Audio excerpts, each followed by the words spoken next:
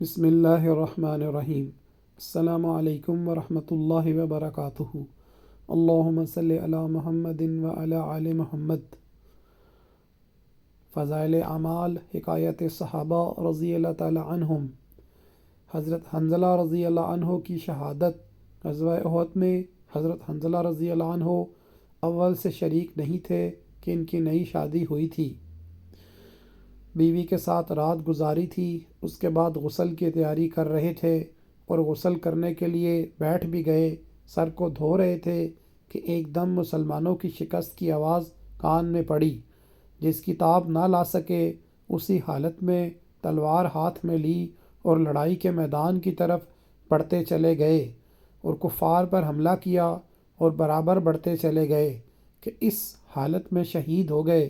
چونکہ شہید کو اگر جنبی حالت جنابت میں نہ ہو تو بغیر غسل دیے دفن کیا جاتا ہے، اس لیے ان کو بھی اس طرح کر دیا۔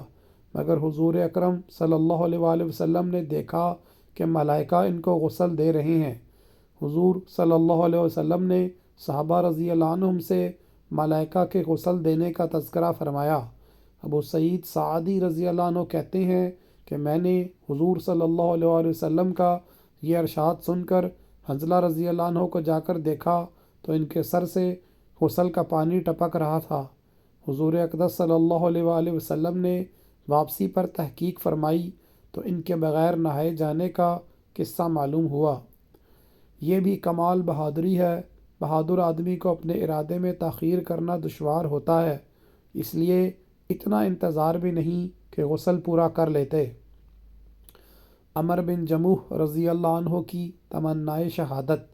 حضرت عمر بن جموح رضی اللہ عنہ پاؤں سے لنگڑے تھے۔ ان کے 4 بیٹے تھے جو اکثر حضور صلی اللہ علیہ وآلہ وسلم کی خدمت میں بھی حاضر ہوتے اور لڑائیوں میں شرکت بھی کرتے تھے۔ غزوہ احد میں عمر بن جموح رضی اللہ عنہ کو بھی شوق پیدا ہوا کہ میں بھی جاؤں۔ لوگوں نے کہا کہ تم معذور ہو، لنگڑے پن کی وجہ سے چلنا دشوار ہے۔ انہوں نے فرمایا کیسی بری بات ہے کہ میرے بیٹے تو جنت میں جائیں اور میں رہ جاؤں۔ بیوی نے بھی ابھارنے کے لیے طعنے کے طور پر کہا کہ میں تو دیکھ رہی ہوں کہ وہ لڑائی سے بھاگ کر لوٹ آیا۔ عمر رضی اللہ عنہ نے یہ سن کر ہتھیار لیے اور قبلے کی طرف منہ کر کے دعا کی، اے اللہ مجھے اپنے اہل کی طرف نہ لوٹائیو۔ اس کے بعد حضور صلی اللہ علیہ وآلہ وسلم کی خدمت میں حاضر ہوئے اور اپنی قوم کے منع کرنے کا اور اپنی خواہش کا اظہار کیا اور کہا کہ میں امید کرتا ہوں کہ اپنے لنگڑے پیر سے جنت میں چلوں پھروں۔ حضور صلی اللہ علیہ وآلہ وسلم نے فرمایا کہ اللہ نے تم کو معذور کیا ہے تو نہ جانے میں کیا حرج ہے۔ انہوں نے پھر خواہش کی تو آپ صلی اللہ علیہ وسلم نے اجازت دے دی۔ ابو طلحہ رضی اللہ عنہ کہتے ہیں کہ عمر کو لڑائی میں دیکھا کہ اکڑتے ہوئے جاتے تھے اور کہتے تھے کہ خدا کی قسم میں جنت کا مشتاق ہوں۔ ان کا ایک بیٹا بھی ان کے پیچھے دوڑا ہوا جاتا تھا۔ دونوں لڑتے رہے حتیٰ کہ دونوں شہید ہوئے۔ ان کی بیوی اپنے خاوند اور بیٹے کی لاش کو اونٹ پر لاد کر دفن کے لیے مدینہ لانے لگیں تو وہ اونٹ بیٹھ گیا۔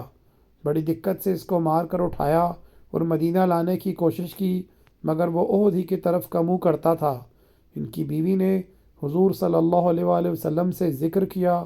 آپ صلی اللہ علیہ وسلم نے فرمایا کہ اونٹ کو یہی حکم ہے۔ کیا عمر چلتے ہوئے کچھ کہہ گئے تھے؟ انہوں نے عرض کیا کہ قبلے کی طرف منہ کر کے یہ دعا کی تھی، اللہم لا تردنی الی اہلی۔ آپ صلی اللہ علیہ وسلم نے فرمایا اسی وجہ سے یہ اونٹ اس طرف نہیں جاتا۔